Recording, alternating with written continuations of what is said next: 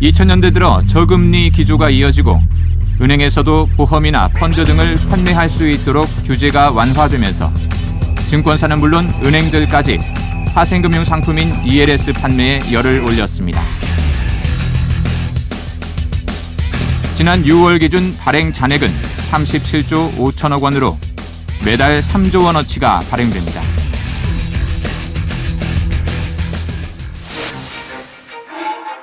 ELS는 모집 금액을 채권과 주식, 옵션에 나누어 투자합니다. 그래서 주가가 조금 떨어져도 수익을 낼 수 있습니다. 이 가운데 주식에 대해서 운용사는 계약 기간 동안 매수와 매도를 반복하면서 차익을 얻습니다. 쌀 때 사서 주식이 떨어졌을 때 사고 올라갔을 때 팔면서 이제 이익을 실현한다기보다는 복제를 해 나가는 거고요. 수익 구조를. 주가가 예측한 범위 내에서 자주 오르내릴수록 운용사의 이익은 커집니다. 이 이익의 일부가 계약자들에게 돌아갑니다. 그러나 주가가 오르고 내리는 과정을 거치지 않고 하한선 근처까지 계속 떨어지기만 한다면 운용사는 큰 위험에 처하게 됩니다. 개인 투자자도 위험하고 어떻게 보면은 발행사도 위험합니다. 왜냐하면 증권사도 이제 고객한테는 수익을 주어야 되고 자기는 손실을 본 상황이기 때문에 증권사 입장에서 사실은 상당한 리스크입니다. 이런 위험은 주가가 크게 떨어졌던 금융위기 당시 ELS 시장에서 현실로 나타났습니다.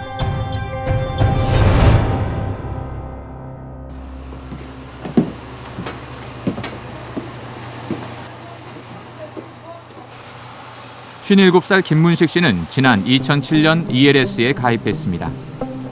삼성전자와 국민은행의 주가가 2년 동안 가입 당시에 75% 수준 이하로만 떨어지지 않으면 연 14.3%의 수익을 돌려준다는 상품이었습니다.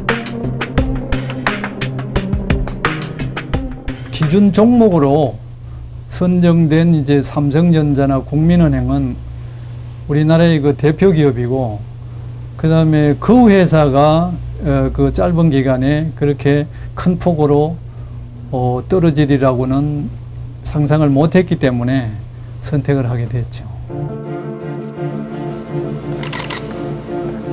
2008년 주가는 크게 떨어졌다가 회복돼 2009년 만기 일에는 하한선인 75% 선 위에서 머무르고 있었습니다. 그런데 장 마감을 불과 몇 분 앞두고 이상한 일이 일어났습니다.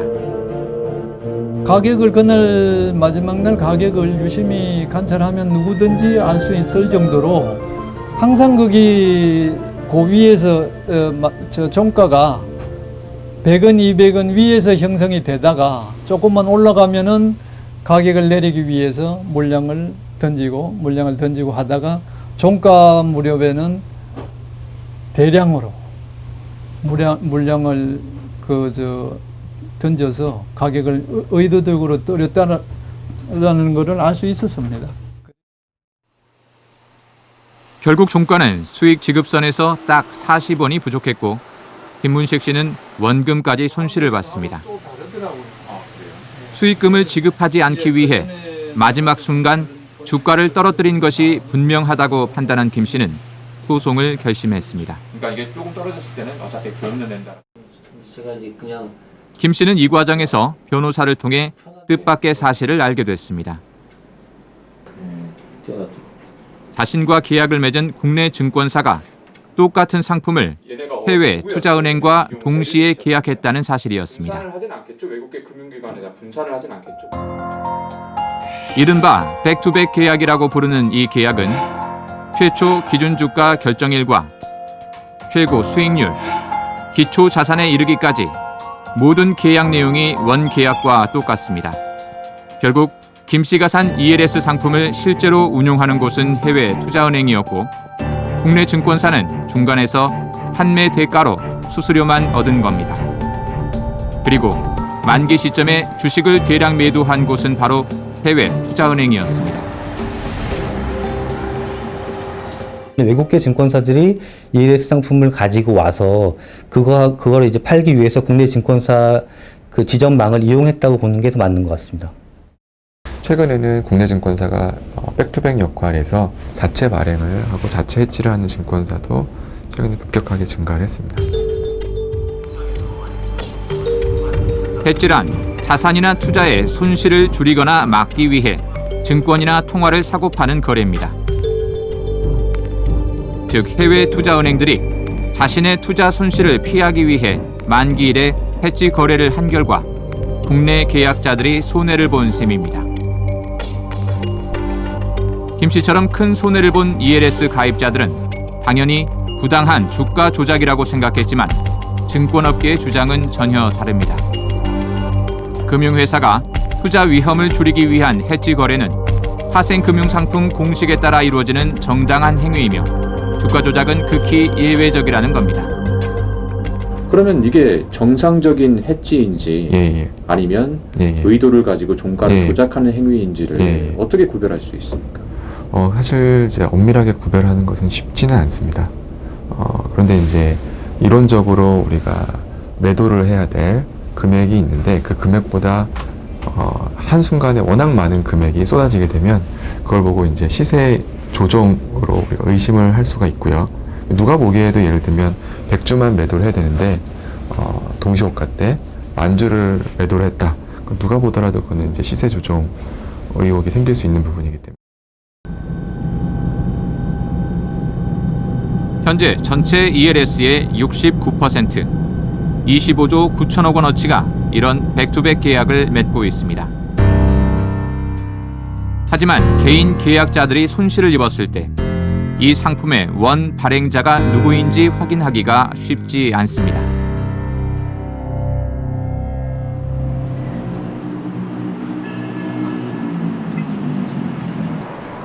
(2006년) 말 ELS에 가입한 이 투자자도 3차 조기 상환일 장 마감을 앞두고 시세 조종이 의심되는 정황을 발견했습니다. 그는 이런 사실을 한국거래소에 신고해 포상금까지 받았습니다.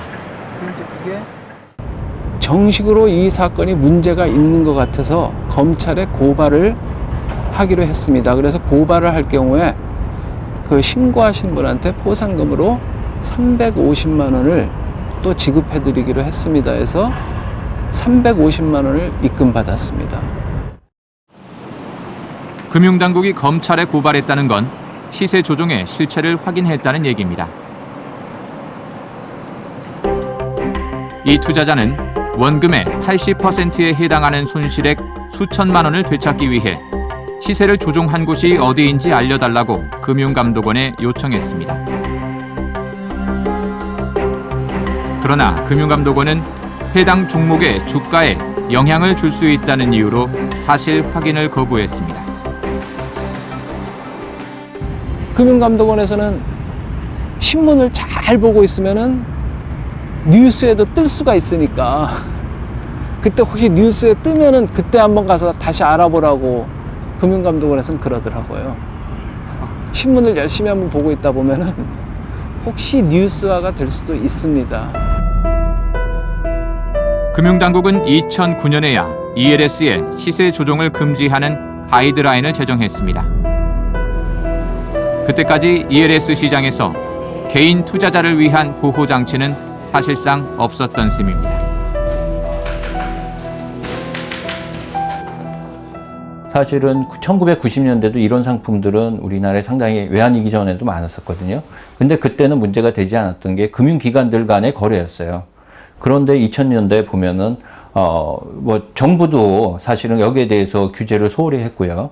그 다음에 금융기관도 이제 이 금융소비자들한테 돈을 더 많이 벌기 위해서 이런 상품들을 그냥 마구잡이로 사실은 판 거거든요. 그것이 사실은 더 문제인 것 같아요.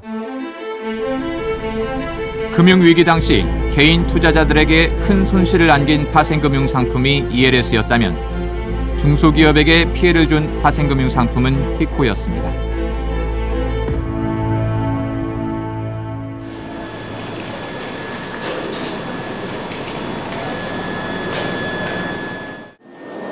섭씨 1300도의 쇳물을 틀에 부어 금형을 만드는 작업이 한창입니다.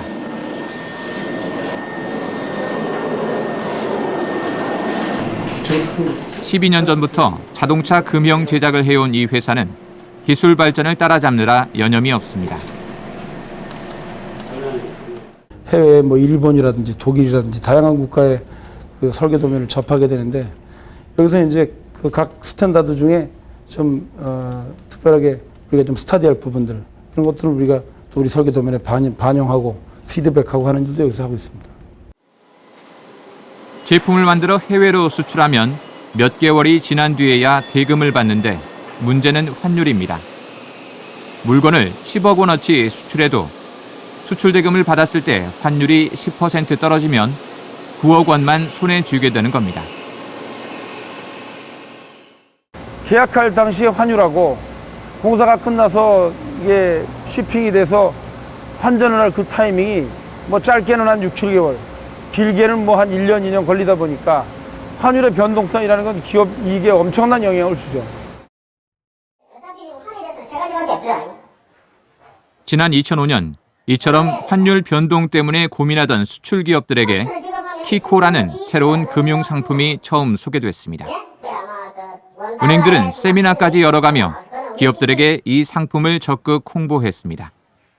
지금 다 스파트를 그래서 연초부터 저희들이 아마 개별 기업에 대해서도 많이 이렇게 방문해가지고 어떻게 해지를 하는지 상품도 소개하고 제작을 많이 소개해드리고 있는데요.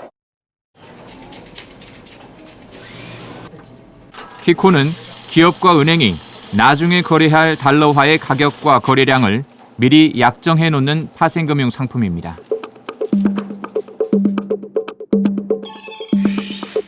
기업이 환율이 달러당 1,000원일 때 수출 대금으로 100만 달러를 받을 경우 이를 환전하면 10억 원이 됩니다. 그런데 환율이 900원으로 떨어지면 수출 대금 100만 달러는 9억 원밖에 되지 않습니다.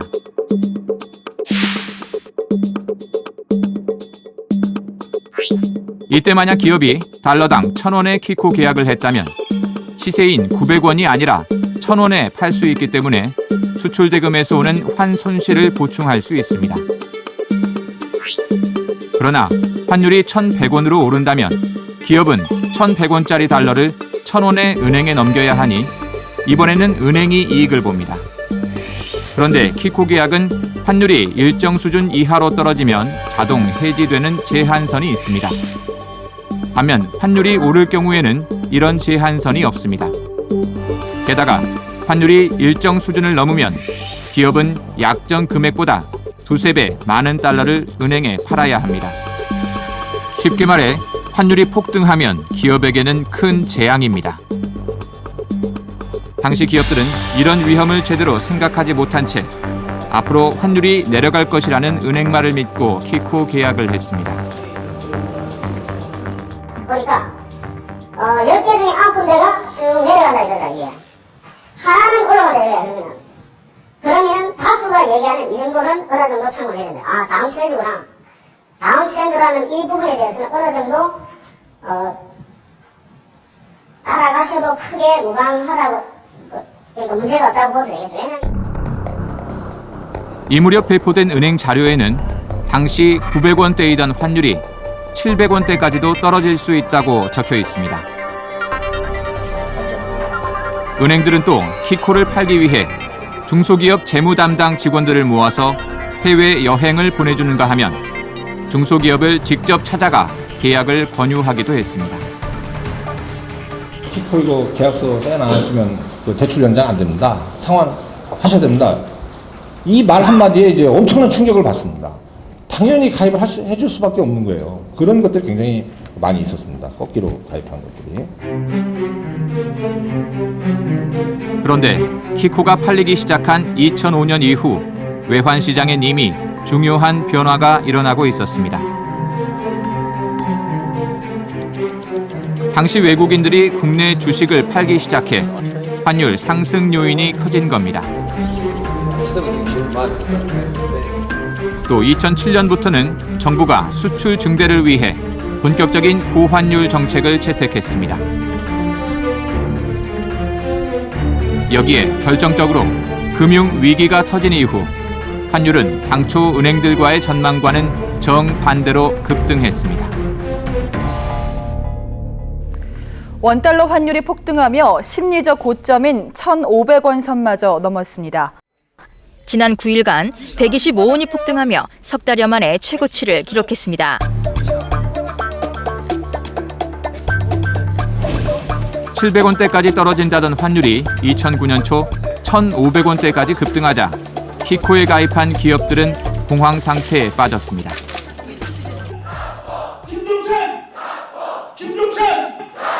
매달 은행에 지급해야 할 돈이 적게는 수천만 원에서 많게는 수십억 원에 이르자 중소기업들은 수출의 탑까지 반납하며 대책을 촉구했습니다.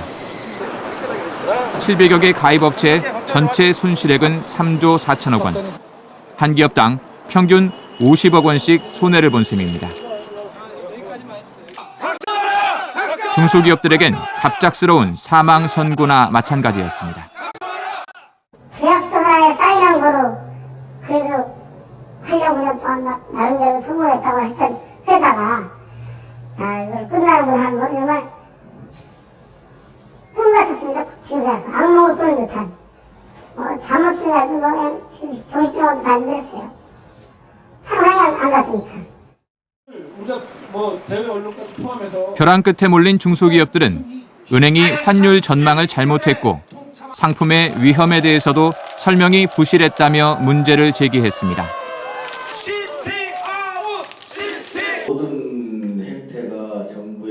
하지만 은행들은 자신들도 환율이 급등할 것이라고는 예상하지 못했으며 키코 계약은 중소기업의 입장에서도 필요한 상품이었다고 반박했습니다.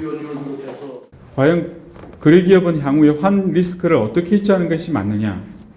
종전 단순한 선물한 계약을 맺을 거냐? 아니면 옵션을 매입을 해서 추가적인 비용을 부담하고 옵션을 매입할 거냐? 여러 가지 경우가 있을 수 있습니다. 그래서 은행권에서 제가 보기에는 여러 가지 은행이 거래기업에게 제공할 수 있는 상품 중에 하나로서 키코도 어느 정도 의미가 있는 상품이라고 보거든요. 여기에 대한 수요는 분명히 있을 수 있고요.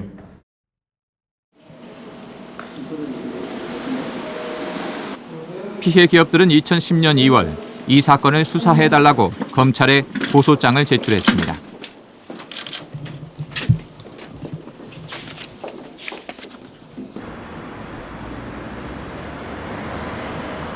수사에 착수한 검찰은 우선 키코 계약에서 기업이 얻을 수 있는 기대 가치와 은행 측의 기대 가치를 비교했습니다. 은행 측에선 환율이 떨어질 가능성이 높았기 때문에 두 기대 가치가 같다고 주장했지만 검찰이 산출한 기대 가치는 2배에서 7배까지 평균 2.5배, 은행에 유리한 것으로 나타났습니다.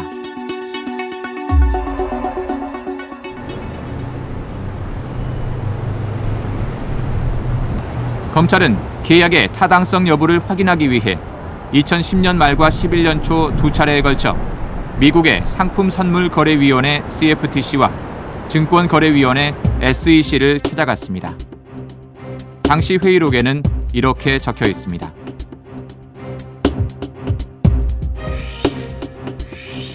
키코에서 양쪽의 가치 차이가 2배부터 7배나 되는 것은 지나치며 합리적이지 않다. 키코 사건에서 은행들은 고객에게 잘못된 정보를 주었다. 따라서 CFTC는 은행들을 사기 혐의로 기소할 것이다.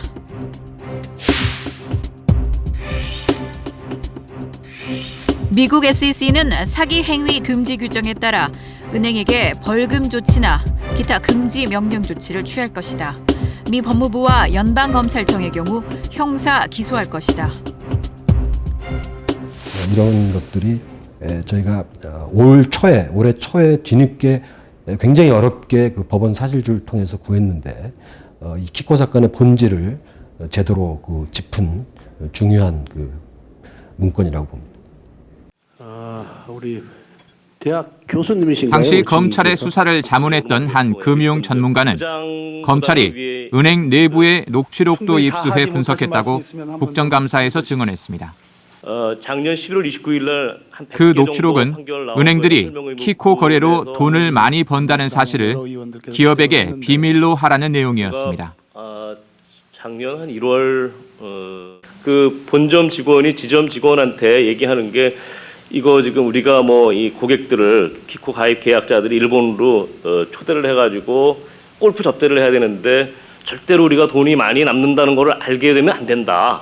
그게 굉장히 의아했거든요. 제가 사건의 정황을 수사한 담당 수사팀에선 은행 처벌이 필요하다는 의견을 냈지만 검찰 지휘부에선 민사소송을 참고해 판단하라고 주문했습니다. 근데 전문가 의견은 다 다르고 그러니까 민사 판결을 참고로 하는 게 좋겠다. 우리가 민사하고도 또 같이 보면 예를 들면 민사가 안 되면 형사는 무조건 안 되지 않습니까? 형사가 된다고 해서 민사가 되는 건 아니지만 민사가 안 되면 형사는 무조건 안 되는 거죠.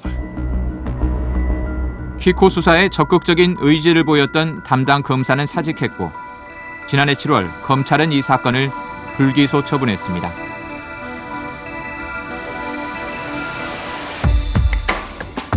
당시 검찰의 보도자료에는 이렇게 적혀 있습니다. 은행 취득 부분과 기업 취득 부분의 가치 차이가 평균 2.5배인 것은 사실이나 이는 기업이 선택한 계약 조건에 의해 결정되는 것으로 은행이 이를 유인하거나 계약 체결 과정에서 이를 속일 동기가 되는 것으로 보기 어렵다. 이에 대해 기업들은 자신들이 불리한 계약인 줄 알았다면 키코 계약을 체결할 리 없었다고 반박하고 있습니다.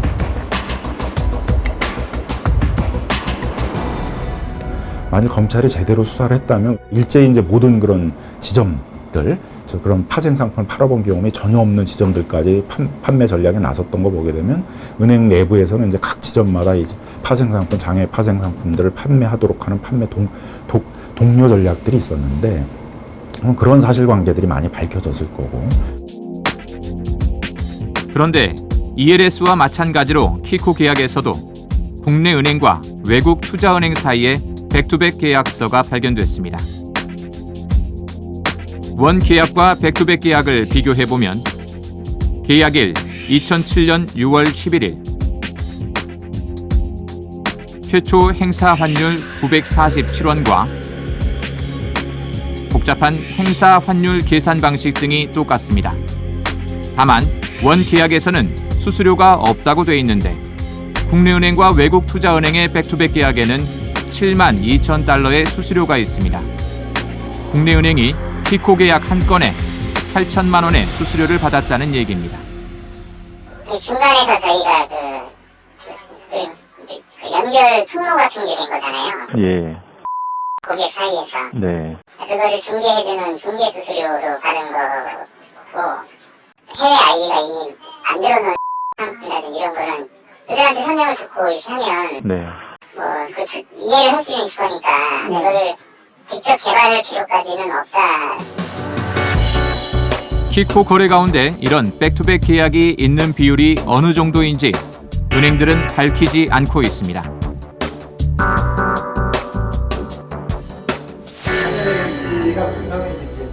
다만 전문가들은 직접 백투백 계약이 체결되지 않았다고 하더라도 은행은 키코 계약을 또 다른 파생 상품으로 분해해서 판매했으며 이런 계약의 최종적인 거래 당사자는 대부분 외국의 투자은행이나 해외 펀드인 것으로 판단하고 있습니다. 얼마 깨졌는지도 모르고 소시하고도 계속 늘려.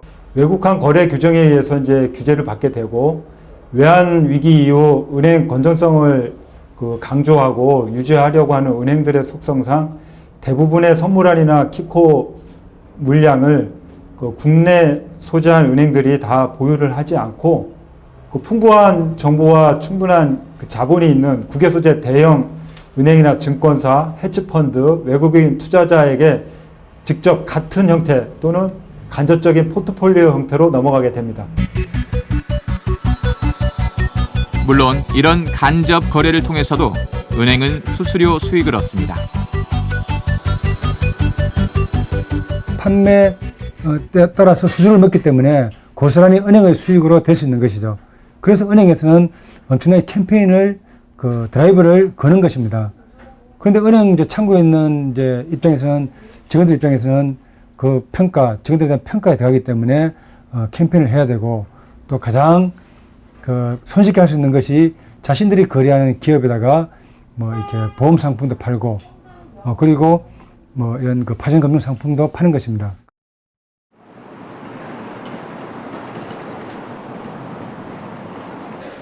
이에 대해 은행 측은 금융 상품을 판매하면서 수수료 수입을 얻는 것은 당연하다는 입장입니다. 은행의 부정적인 얘기로 해서 또 은행은 수수료만 받았기 때문에 기업이 큰 손실을 봤다고 해서 그만큼 은행이 이익을 얻지는 않았다고 설명합니다. 다운 트렌드긴 하지만 이제 그런 식으로 해지를 하게 되면은 그 환율이 하락하더라도 은행은 손실이 발생하지 않고 이제 수수료 수입만 발생하게 되는 것이고요. 반대로 환율이 상승하더라도 은행은 이익이 발생하지 않고 수수료 수입만 발생하게 되는 것이죠. 그렇다면 이런 수수료를 얻기 위해 은행들은 어떤 판매 전략을 세웠을까?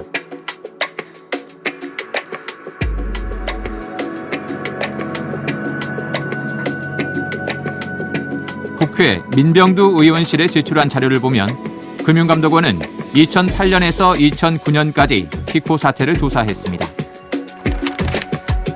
그 결과 은행들이 영업점을 평가할 때 통화 파생 상품 거래 실적에 대해 가산점을 배정하고 심지어 포상금까지 지급하며 실적 증대를 추진한 사실을 확인했습니다. 은행들은 또 거래 약정서와 신용 공여 한도 등에 대한 내부 승인도 제대로 거치지 않고 파생금융 상품을 무리하게 판 사실이 드러났습니다. 문제점을 확인한 금감원이 2009년 제재를 추진하자 은행 측은 이를 연기해달라고 요청했습니다.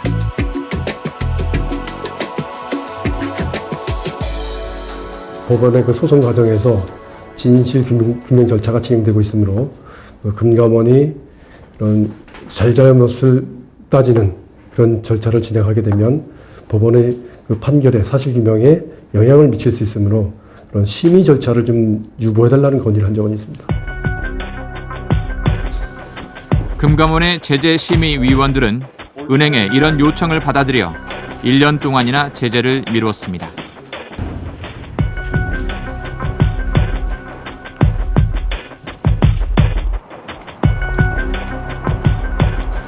때문에 민사소송은 은행 내부 자료에 대한 접근이 제한된 조건에서 진행됐습니다. 재판부의 공통된 의견은 키코 구조 자체에는 문제가 없다. 다만 은행 측이 키코 계약에 따른 위험을 충분하게 설명하지 않았을 경우에 은행이 일정 부분 책임을 져야 한다는 것이었습니다.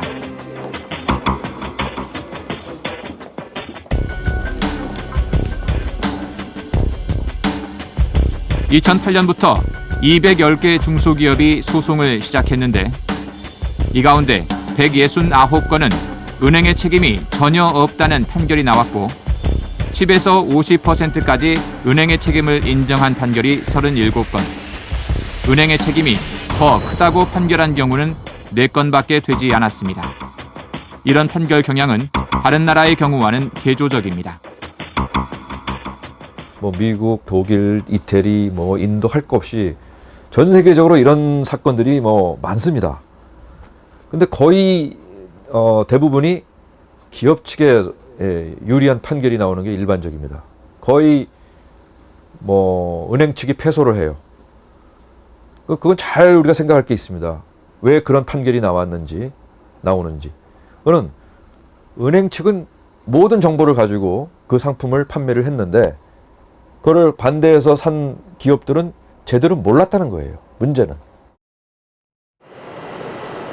민사소송 결과가 나오면서 중소기업의 줄도사는 현실이 됐습니다.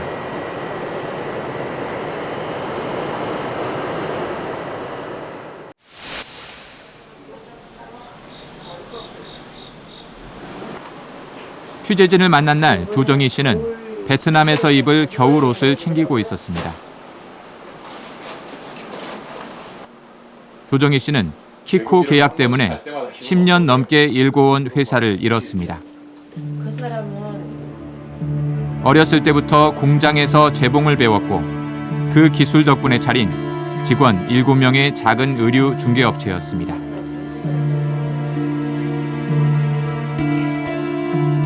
그게 뭐 자고 일어나면은 뭐 몇천만 원, 자고 일어나면 몇천만 원 이러는데 어떻게 저희 같이 작은 회사가 할 수 있겠어요? 못하지. 기껏 해봐야 얼마나 번다.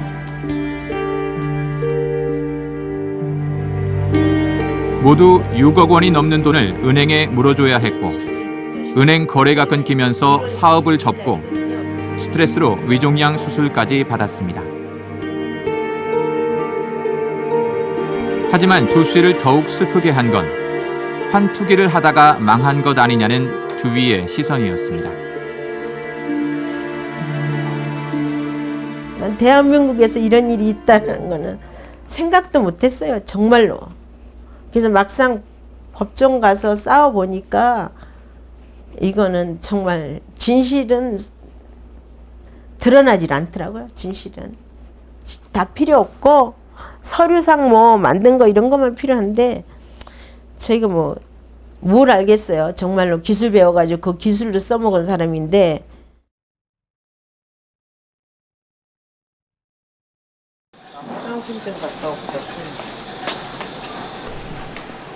요즘은 베트남과 인도네시아 등을 오가며 재봉 기술을 가르쳐주는 현장 감독으로 일하고 있습니다.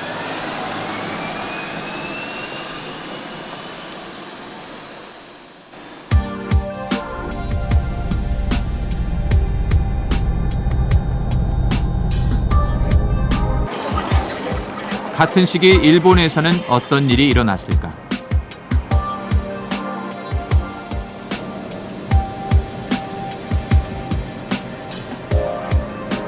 일본 사이타마 현에 있는 한 식품회사.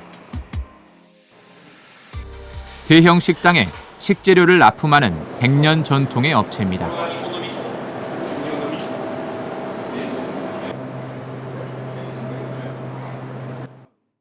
업계 발전에 기여했다며 자민당 감사장까지 받았습니다.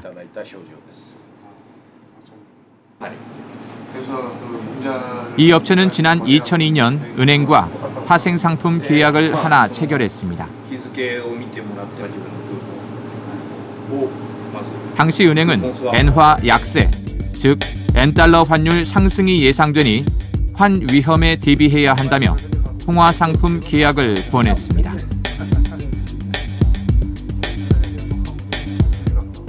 三井住友ですけども、そこと付き合うようになったと。でそこから融資を受けるのに3ヶ月か4ヶ月かかりましたけども、融資を受けるというような形を取った。その時一緒に商品を抱き合わせ的な形で売り込まれたというのが実情です。 그런데 금융 위기를 거치며 일본 엔화 가치는 은행의 전망과는 정반대로 급등했습니다. 엔달러 환율은 100엔선에서 80엔선까지 떨어졌습니다.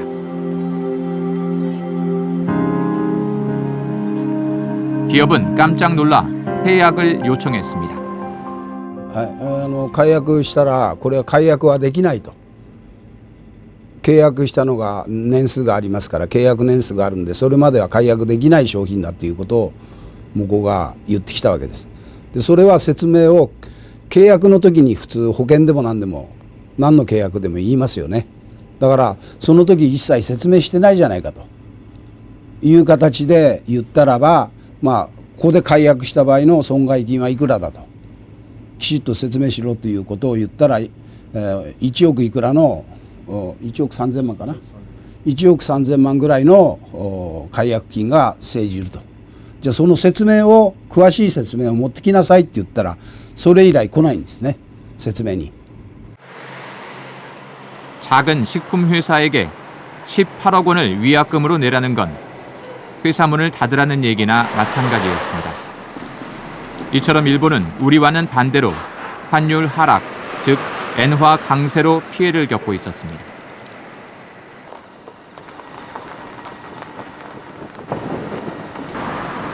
후베시에 있는 또 다른 업체. 출입문에는 파산 절차가 진행 중이니 들어가지 말라는 공고문이 붙어 있습니다. 건물 안에는 아무도 없고 주차장도 텅 비었습니다. 새우튀김 같은 냉동식품을 만드는 회사였는데 지난 6월 문을 닫았습니다. 全然悪くないと思いますよ。従業員も多かったですからね。はい。こっち今工業団地多いですけど、食品会社ですから結構な人数いたんちゃうんですか。100人ぐらい従業員はいたと思いますよ。やっぱり地元で一緒にこう住んでる方としてですね、こういったちゃんとした会社が潰れるというのはどんな感情ですか。いやいやなんでやろな思ってね、まさか潰れるとは思わなかったですよやっぱり。なんで急にこないして潰れたんかなというふうに疑問は抱いてましたけどねやっぱり。 도산한 이유는 역시 통화 파생 상품 때문이었습니다. 낮에潰れたか知ってます。何やったかな。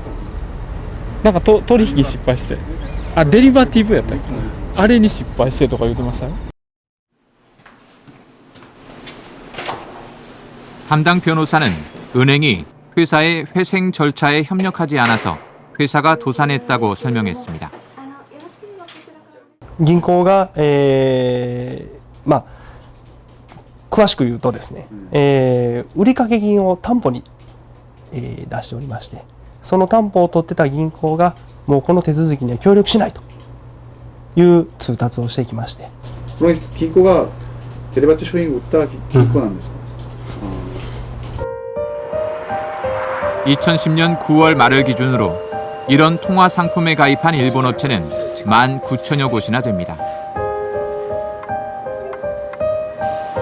이 가운데 50개 업체가 파산했는데 파산한 기업의 부채 총액이 718억 엔, 우리 돈 1조 원에 이릅니다.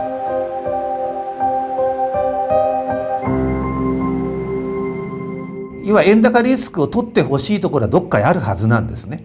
で、そういう人たちが銀行を通じてこういうデリバティブを全然知らない日本の中小企業に円高リスク、それも非常に大きな円高リスクを取らせてる、リスクテイクさせる。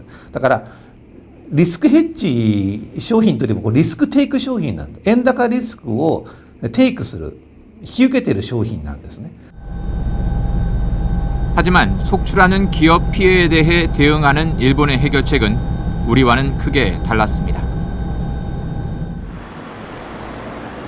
일본은 정부와 일본은행협회 등이 기업과 은행 사이에서 적극적인 중재에 나섰습니다. 외환 파생 상품의 경우 지난해 중재를 신청한 455건 가운데 355건이 화해에 이르렀고 올해 1사분기에는 219건 가운데 157건이 화해가 성립한 비율이 70%에 이릅니다.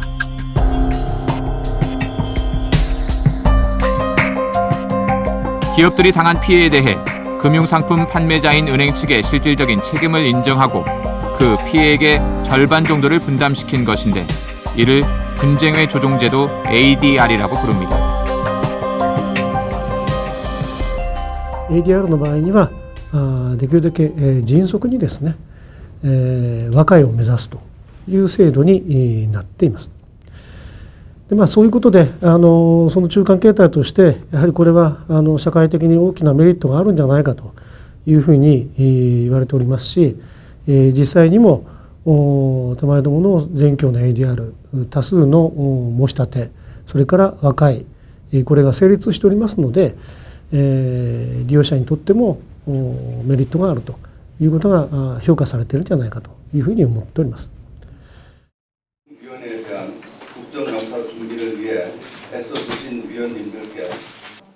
지난 10월 국정감사장, 키코 피해 기업들과 관련해 은행장들에게 일본의 경우처럼 중재 방식을 받아들일 의사가 있는지 질문이 이어졌습니다.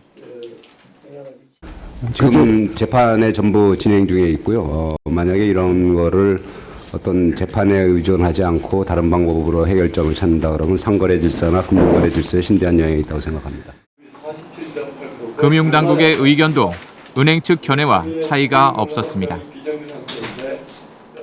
현재로서는 지금 재판이 상당 그 과정 진행 중에 있기 때문에 뭐 지금 방금 뭐 직접 그 은행으로부터 들으신 대로 좀 소송 결과를 좀 더 지켜봐야 될 것 같습니다. 네.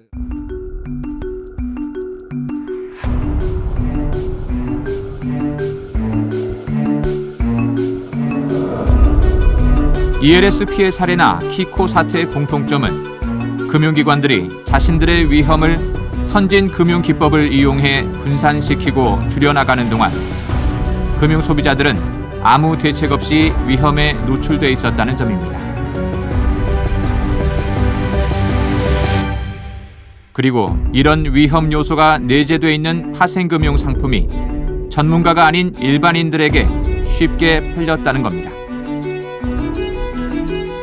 대대적인 신자유적인 금융규제 완화라고 해서 그런 회사 간에 있어의 장벽을 다 허물고 은행과 같은 안전 상품을 팔 수 있는 데가 이제 그런 투자 상품들을 파는 그런 게 허용되다 보니까 일반 소비자들이 전혀 예상하지 못한 새로운 이제 파생 상품들을 많이 접하게 된 것입니다.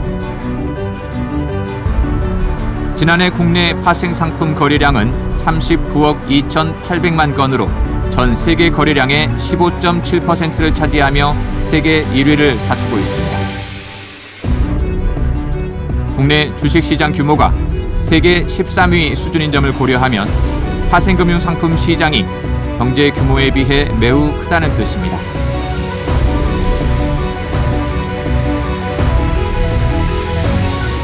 이런 상황에서 우리에게 절실히 필요한 것이 과연 파생금융상품 시장의 확대인지 아니면 금융 소비자 보호인지 깊게 고민해야 할 때입니다.